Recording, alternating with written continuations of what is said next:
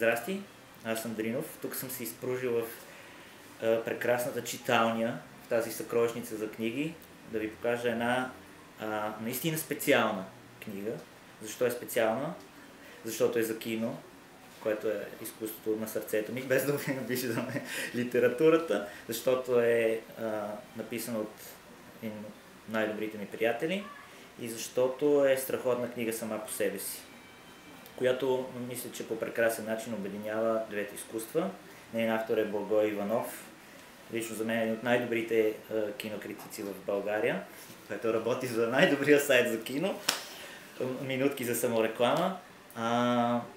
Защо Благой е специален, съм казал надълго и широко в предговора. Много благодаря, че той избра точно мен да го напиша.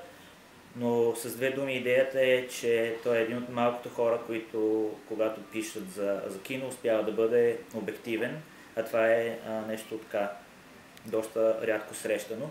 Освен това става въпрос за жанр, който често се пренебрегва. Благой се е постарал да вкара така всичките оръжия, които притежава на своя страна, като сладкодумие, обективност, енциклопедични познания за киното, за да направи едно, бих казал, така смело ще го кажа, изследване на жанра, причините за произхода, културните обосновености, влиянието му върху съвременното кино и поп-културата, по начин, по който смесва академичност, много си личи неговата ерудиция и наистина фактите, които предлага, ще изненадат доста хора. Предполагам, че ако не са любители на жанра, ще се затруднат, но в същото време успява да го прави по много достъпен начин. Няма да бъде чак толкова все едно сте на лекции, даже напротив, все едно сте седнали с приятели. Наистина фантастична книга.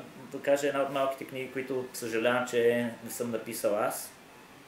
Много се надявам към нея да посегнат хора, които по принцип не харесват, не че не харесват киното, но не предпочитат този тип жанр. Смятам, че всеки, който я прочете, след това ще си каже: да, може би пък по погрешка съм го пренебрегвал. Сигурен съм, че много хора ще се преориентират в оценките си към филмите, които Бла разглежда. Така че наистина надявам се и вие тук да препоръчате малко повече, заслужава си. Трудно ми е да говоря открито за нея, защото очевидно съм така емоционално свързани с Благой и с жанра, но не смятам, че това ме прави предубеден.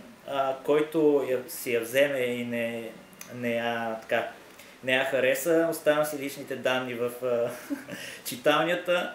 Обадете ми се, ще отидем на побира и ще си кажете забележките. Още веднъж страхотна книга на Благой. Дано има успех и със следващия.